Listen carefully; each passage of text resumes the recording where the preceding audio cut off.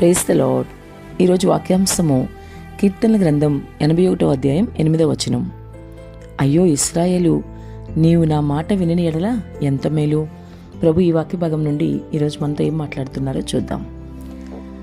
ఎంతో చక్కగా కీర్తనాకారుడు అయ్యో ఇశ్రాయేలు, నీవు నా మాట వినని ఎడల ఎంత మేలు అన్న ప్రభు మాటల గురించి చెప్తూ ఉన్నారు. మరి సహోదరి సహోదరా, ఈరోజు నీవు ఎటువంటి వ్యక్తివి? నీ ఆత్మీయ స్థితి ఏంటి? నీ ప్రభు మాట వినే వ్యక్తివేనా? నిజంగా ఆయన మాట వినాలన్న ఆలోచన నీకుందా? ఆయన మాటకి నీవు లోబడుతున్నావా? మాట వినడం అంటే ఆయన ఆజ్ఞలన్నీ గైకొనాలి కదా. అవి నీవు చేస్తున్నావా? నీవు నా మాట వింటే నీకు మేలు అని ఎంతో వివరంగా ప్రభు మాటలు అక్కడ మనం చూడొచ్చు.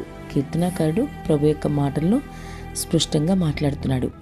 మాటి మాటికి మరి మనుషుల యొద్దకు పరిగెత్తుచు వారి సహాయాన్ని నీవు వెతుకుతూ, ఇంకా వారి మీద ఆధారపడుతూ, వారినే ఆశ్రయంగా చేసుకుని వారి మాటలే వింటూ ఉన్నావేమో. ఒకసారి ఆలోచించు.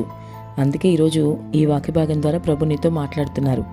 నువ్వు ఎప్పుడైనా సరే ప్రభు మాట వింటే అది నీకు మేలు, నీకు క్షేమము. అందుకే అయ్యో ఇశ్రాయేలు, నా మాట విను అని ప్రభు ఎంతో వివరంగా చెప్తున్నారు. వింటే మేలు అంటే వినకపోతే కీడనేగా అర్థం. ఎంత చెప్పినా నీవు ప్రభు మాట వినకుండా ఉంటే ఖచ్చితంగా కీడులో పడతావు, ఏదో ఒక ప్రమాదంలో చిక్కుకుపోతావు. కాబట్టి నీ సొంత ఇష్టానికి ప్రాధాన్యం ఇవ్వకుండా ప్రభు ఇష్టాన్ని నెరవేర్చు. ఆయన మాట వినే వ్యక్తిగా ఉండు.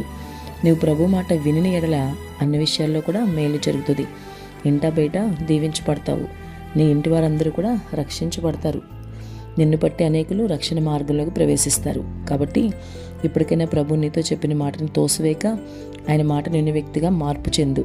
ఇప్పటి వరకు నీ ఇష్టానుసారంగా జీవించావు, కానీ ఇక మీదట ప్రభు కోసం జీవించు. ఆయన మాట విను.